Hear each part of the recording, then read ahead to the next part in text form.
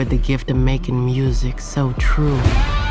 It can conjure spirits from the past and the future. This gift can bring fame and fortune. Will somebody take me in your eyes? Thank you, Delroy Lindo, for joining Black Things UK. Happy to be here. No, my name's Natalie, and I do want to just kind of dive straight into it. I know you've had such an intense career. You've done so many genres, intense drama, action films. What was it like stepping into supernatural horror? What did that feel like for you? I actually didn't think of this, believe it or not, as supernatural horror. I thought of it as an investigation of a community, of what happens to that community when that community gets infiltrated by outside forces. Do you think as an actor, working in this particular genre presents any challenges as an actor? Because I know, even for me watching it, it was so intense. I can only imagine how it is as you as an actor to kind of dive into it and the story it's telling as well. Yeah. I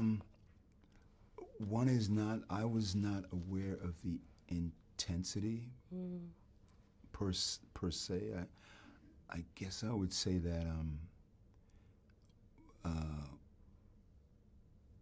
look, clearly there are intense scenes in this film, clearly.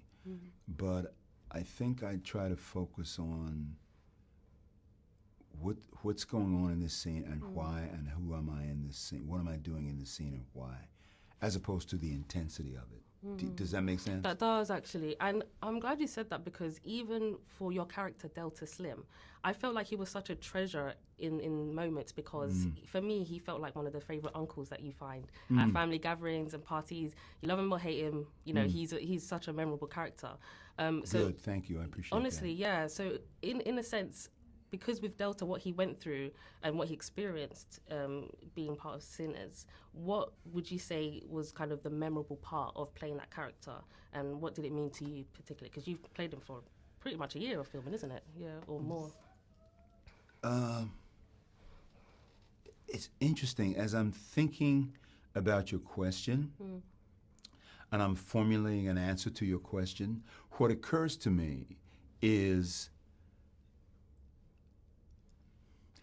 I'm not the same at the end of the film as I am in the beginning, because there's an element of sacrifice that I engage. And it feels to me that that's a really large component of my personality, of how I react and respond to this threat that the audience, that the community is threatened with. And so I'd say that I am a man. I hadn't thought about this quite in these terms, but I'm a man who grows throughout the narrative as a result of reacting and responding to this threat. And that's, for me, interesting, particularly interesting, because we discover me at the beginning of the narrative in self-medicating mode with the liquor and all of that. And I think that there's a much more clear-eyed and frankly courageous individual that ends the story.